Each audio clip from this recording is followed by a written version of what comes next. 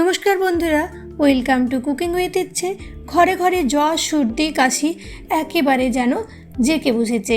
এই সময় এমন কিছু রেসিপি যদি হয় যা সন্ধ্যের স্ন্যাক্স হিসেবে, মুখরোচক হিসেবে আপনি খেতেও পারবেন আর বানাতেও পারবেন খুব সহজে, তেমন রেসিপি হলে মন্দ হয় না।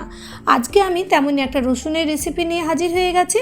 এই রেসিপি বানাতে সময়ও লাগে না আর খেতেও কিন্তু দুর্দান্ত। আর সন্ধ্যে স্ন্যাক্সে শুধু রসুন উপাদেয় খাদ্য হিসেবে নয়, রসুনের নানান রকম গুণাগুণ কিন্তু রয়েছে। কোলেস্ট্রলকে নিয়ন্ত্রণ রাখতে, হার্ট ভালো রাখতে, প্রেশার অর্থাৎ হাই প্রেশারকে কন্ট্রোলে রাখতেও কিন্তু রসুনের জুড়ি মেলা ভার। আমি বেশ কয়েকটা রসুনের গাঁটিকে কিছুক্ষণ আগে জলে ভিজিয়ে রেখে দিয়েছিলাম। এইভাবে ভালো করে জলে ভিজে গেলে রসুনের খোসাগুলো খুব সহজে ছাড়ানো যায়। তাই আমি এরকমভাবে ভিজিয়ে রেখে দিয়েছিলাম। দেখুন খুব সুন্দরভাবে ভিজে গেছে। এখন এরকমভাবে খুব তাড়াতাড়ি করে আমি রসুনের খোসাগুলোকে ছাড়িয়ে নেব। এই ক্ষেত্রে রসুনের খোসা ছাড়াতে সময়টা লাগবে না, যেহেতু রসুনের খোসা ছাড়ানো একটু সময় সাপেক্ষ, তাই এইভাবে আপনিও ট্রাই করতে পারেন। দেখুন খোসাগুলো ছাড়ানো হয়ে গেছে। এখন একটা পাত্রের মধ্যে আমি নিয়ে নেব বেসন। বেসনটা এখানে যেরকম আপনি পরিমাণে বানাচ্ছেন সেই পরিমাণে আপনি নেবেন। আমি যেমন পরিমাণে বানাচ্ছি সেই পরিমাণ অনুসারে এখানে বেসন নেব। বেশি কিছু উপাদান লাগবে না। বেসনের আগে আমি নিয়ে নিলাম 2 চামচ চালের গুঁড়ো। এতে মুচমুচে হবে আমাদের রেসিপিটা। 2 চামচ বড় চামচের চালের গুঁড়োর পাশাপাশি নিয়েছি বেসন। বেসন এখানে অল্প একটু বেশি দেব, মোটামুটি 3 চামচ বড় চামচের এখানে আমি বেসন অ্যাড করেছি। আর তার সাথে দিয়ে দিচ্ছি অল্প একটু হলুদ দেব আর কয়েকটা উপাদান। বেশি কিছু কিন্তু এটাতে আমাদের ইনগ্রিডিয়েন্টস এমন কিছু লাগবে না। অল্প একটু করে দিয়ে দিলাম আমি চাট মশলা, অল্প একটু দিলাম গোটা জিরে আর দেব পরিমাণ মতন নুন। এখানে বলে রাখি, আপনারা চাইলে কিন্তু রসুনগুলোকে থেতো করেও এখানে দিতে পারেন। আমি এরকমভাবে রসুনগুলোকে গোটা গোটা অবস্থাতেই এটার মধ্যে অ্যাড করব।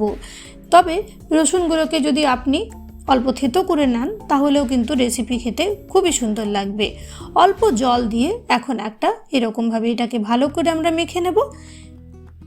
তবে জলটা একসাথে বেশি দেবেন না, অল্প অল্প করে জল দিয়ে ভালো করে এটাকে মেখে নেবেন। যেরকমভাবে আমরা পেঁয়াজি বানাই সেরকমভাবেই এটাকে কিন্তু আমাদের রেডি করে নিতে হবে। যেমন বেসনের মধ্যে কোনো রকম দানা ভাব না থাকে সেটা দেখতে হবে, অর্থাৎ বেসনটা যেন ভালো করে আমাদের মাখা হয়ে যায়, সেই ব্যাপারটা শুধু অল্প একটু লক্ষ্য রাখতে হবে।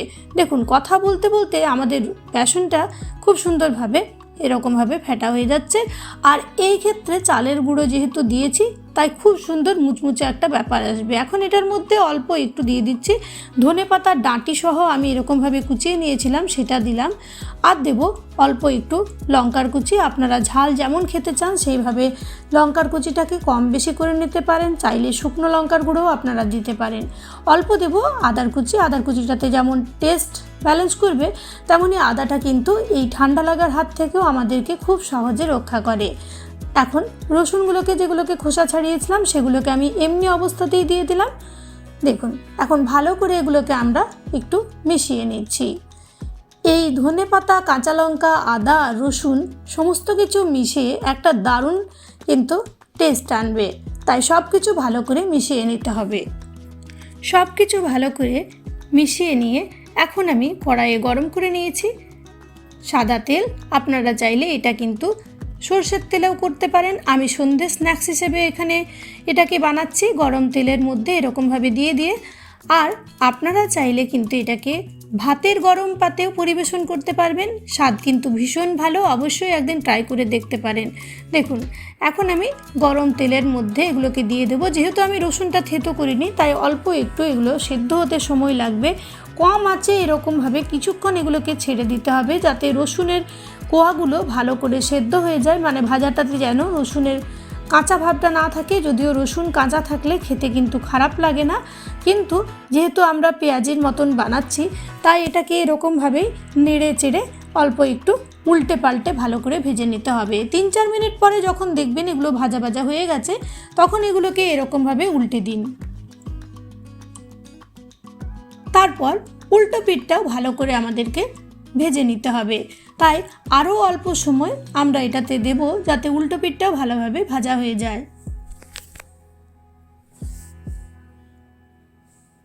দু পিঠ ভালো করে ভাজা হবে। দেখবেন যখন আপনি খাবেন তখন নিজেই বুঝতে পারবেন কতটা মুচমুচে হচ্ছে, আর একেবারে ভিন্ন স্বাদের একটা রেসিপি। আপনারা পেঁয়াজি তো অনেকেই খেয়েছেন, একবার অবশ্যই রসুন দিয়ে এরকমভাবে বানিয়ে খান, খেতেও ভালো লাগবে আর ঠান্ডা লাগার হাত থেকে প্রতিরোধ ক্ষমতাও আপনি অনেকটা পাবেন। তাই অবশ্যই আমার অনুরোধে একদিন বানাতে ভুলবেন না যেন। দেখুন এরকমভাবে উল্টে পাল্টে যখন আপনি দেখবেন যে এগুলো লাল লাল রং ধরে এসছে, তখন বুঝবেন যে হয়ে গেছে। এখন তেল থেকে এগুলোকে এরকমভাবে আমি তুলে নিচ্ছি, আর তেলটা পুরোপুরি ঝাঁঝরির থেকে আলাদা করে এগুলোকে আমাদের তুলে রাখতে হবে অন্য একটা পাত্রের মধ্যে। খুব সহজে বানানো যায় এই রেসিপিটা। আমি মাঝে মধ্যে এই রেসিপি বানাই, ভাবলাম আপনাদের সাথেও একদিন শেয়ার করি। দেখুন ভীষণ মুচমুচে হয় রেসিপিটা। এইভাবেই আমি সমস্ত রসুনের পকোড়াগুলোকে ভেজে নেব। আমি যখন নতুন বিয়ে হয়ে আমার শ্বশুরবাড়িতে গিয়েছিলাম, তখন সেখানে অর্থাৎ ঝাড়খণ্ডে আমার শ্বশুরমশাই কাজ করতেন, সেখানে এই রেসিপি আমি অনেকবার খেয়েছি। খেতে কিন্তু দুর্দান্ত লাগে। আর শীতের সন্ধেয় এই রেসিপি একটু অন্য মাত্রা আনে। সন্ধ্যের জলখাবারে আপনি মুড়ির সাথে খান বা চায়ের সাথে বা কফির সাথে, এই রেসিপি কিন্তু একেবারে অন্য স্বাদের একটা রেসিপি। খেতেও ভালো, শরীরটাও একটু গরম হয় আর রোগ প্রতিরোধ ক্ষমতাটাও বৃদ্ধি পায়।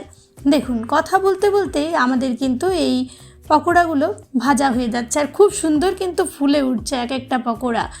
দারুণ কিন্তু খেতেও লাগবে। তাই অবশ্যই চটজলদি রেসিপি আপনি যদি খুঁজছেন, তাহলে এই রেসিপি একদিন অবশ্যই ট্রাই করবেন। একটা পিঠ হতে মোটামুটি একটু সময় লাগবে, যেহেতু আমরা রসুনটাকে গোটা গোটা রেখেছি। তারপর উল্টে নিয়ে উল্টো পিঠটাকেও ভেজে নিতে হবে। রসুনটা ছাড়াতেই আপনার যা সময় লাগবে, এই রেসিপি তৈরি হতে কিন্তু একেবারে সময় লাগবে না। আর একবার বানালে বাড়ির সবাই কিন্তু বারে বারে এই রেসিপির রিকোয়েস্ট তো করবেই, আর ভাজা হতে হতে একেবারে যেন উড়ে যাবে।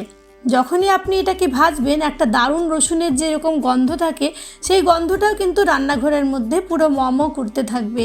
একটা মন ভালো করা ফ্লেভার কিন্তু আপনি এই সময় পাবেন। দেখুন একেবারে লাল হয়ে গেছিলো। এখন এগুলোকেও আমি সেমভাবে তুলে নেব। তারপর তুলে নিয়ে এগুলোকেও তুলে নিচ্ছি। এইভাবেই সমস্ত পকোড়াগুলো দেখতে দেখতেই ভাজা হয়ে যাবে। অতীতে এলেও আপনি একটা অন্য ধারার এই শীতকালে পকোড়া হিসেবে এটাকে সার্ভ করতে পারেন। এইভাবেই আমি সমস্তগুলো ভেজে নিয়ে এখন পরিবেশন করব।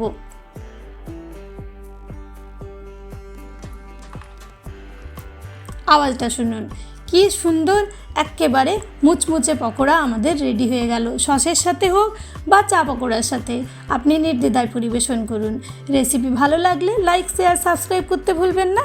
আর চ্যানেলে প্রথম দর্শক বন্ধু হলে প্লিজ ফুল ভিডিওটাকে ওয়াচ করে চ্যানেলটাকে সাবস্ক্রাইব করে পাশে থাকা বেল বাটনটা অবশ্যই অলে সেট করে দেবেন। সবাই ভালো থাকবেন, সুস্থ থাকবেন। ধন্যবাদ।